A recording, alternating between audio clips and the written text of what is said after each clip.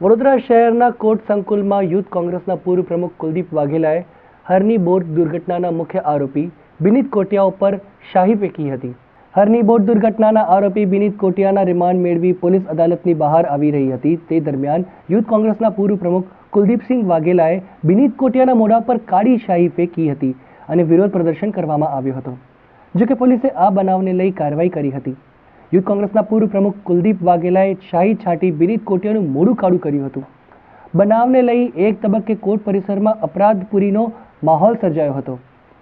પોલીસે પૂર્વ યુથ કોંગ્રેસ પ્રમુખની અટકાયત કરી કાયદેસરની કાર્યવાહી હાથ ધરી છે।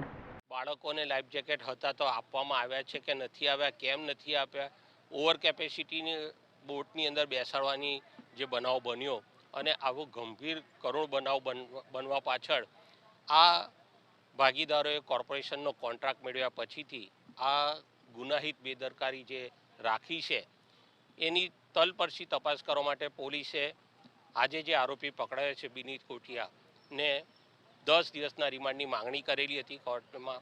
નામદાર કોર્ટ સમક્ષ રજૂ કર્યા પછીથી આ રિમાન્ડ અરજીની દલીલો થયા બાદ નામદાર કોર્ટે 7 દિવસના 31/1/2024 સુધીના રિમાન્ડ મંજૂર કર્યા છે અને આ આખા ગંભીર પ્રકારના બનાવની ઝીણવટભરી રીતે તપાસ થાય, આમાં કોણ સંડોવાયેલું છે, કોની નિષ્કાળજી છે, કોની બેદરકારી છે, કોના કહેવા પર આ થયું છે, આની પાછળ કોણ ઈસમો જોડેલા છે, એ તમામ માહિતી મેળવવા માટે પોલીસને 7 દિવસના રિમાન્ડ આપવામાં આવ્યા।